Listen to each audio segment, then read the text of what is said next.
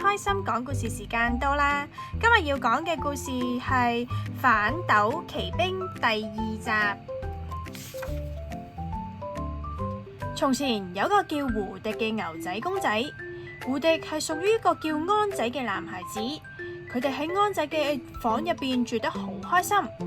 有一日，安仔去參加夏令營，留低咗胡迪。胡迪見到安仔走，都有啲唔開心啊！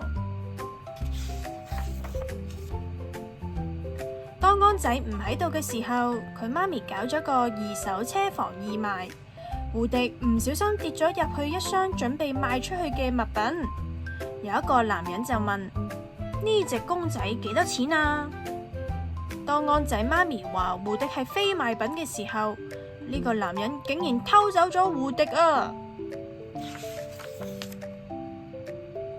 安仔其他玩具入邊有一個叫巴斯光年嘅太空戰士，佢親眼見到個男人偷走咗胡迪，巴斯就即刻想追返呢個衰人，但係呢個男人揸車太快啦，最後都追唔到佢啊！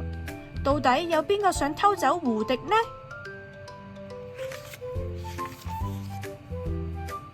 個小偷帶走胡迪返去佢屋企，一個叫翠絲嘅女牛仔公仔就話啦：你睇下，係胡迪啊！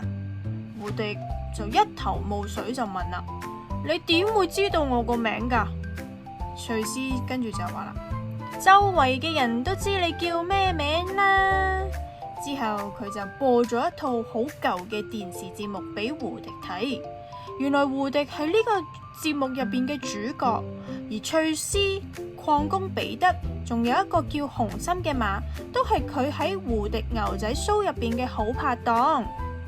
個男人偷走咗胡迪，係因為佢想將成套玩具賣去日本嘅博物館啊！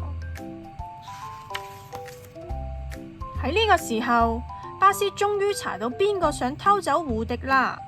原來係一個叫艾爾嘅玩具收藏家，佢開咗一間叫艾爾玩具城嘅鋪頭。巴斯就叫啦：我哋一齊去艾爾玩具城。於是佢就帶住其他嘅玩具一齊出發去救佢嘅好朋友。巴斯同其他玩具嚟到艾爾玩具城，開始周圍揾胡迪，但係揾唔到胡迪，反而佢見到一箱箱其他嘅太空戰士。於是巴斯開始有啲擔心同埋失落，或者其實我都唔係咁特別啫。後嚟其他玩具發現胡迪原來根本唔喺鋪頭入邊，而係喺艾爾嘅屋企入邊啦。於是大家就搜查佢成間屋，終於俾佢哋揾到胡迪啦。巴斯好開心咁講：終於揾到你啦，胡迪！我哋快啲離開呢度啦！但係胡迪竟然唔想走，佢同大家講自己依家係一件好珍貴嘅收藏品。但巴斯就好激動咁樣同胡迪講：你係一個有小朋友中意你嘅玩具啊！呢樣先係最重要噶。胡迪聽完之後，最終都係跟大隊返屋企。但係喺佢哋走之前，艾爾突然間捉走咗胡迪同佢哋成班牛仔 show 嘅玩具，出發去機場。巴斯同其他玩具知道咗之後，佢哋一定要跟住艾爾去救返胡迪同埋其他新朋友啊！當佢哋趕到機場嘅時候，巴斯喺艾爾嘅其中一件行李揾到胡迪，胡迪同巴斯一齊騎住紅心飛去救翠絲。就喺艾爾班機飛去日本之前嘅最後一刻，佢哋成功咗救咗翠絲落嚟啊！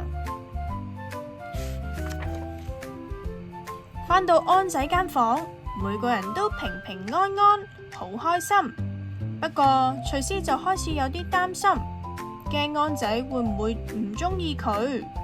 胡迪就同佢講：安仔有個妹妹，佢一定會好中意有一個新玩具陪佢噶。咁啱呢個時候，安仔就推門入嚟，佢好開心可以返到屋企啊，見返佢最中意嘅玩具巴斯同埋胡迪，而且仲有多咗幾位新朋友添啊！完。故事就嚟到呢度啦，大家又鍾唔鍾意呢本書呢？又或者大家睇完呢本書之後又有咩感想呢？都可以留言話俾我知。最後，如果大家想繼續收聽 Happy Story Time，就記得訂閱我嘅 channel 啦。我哋下次見，拜拜。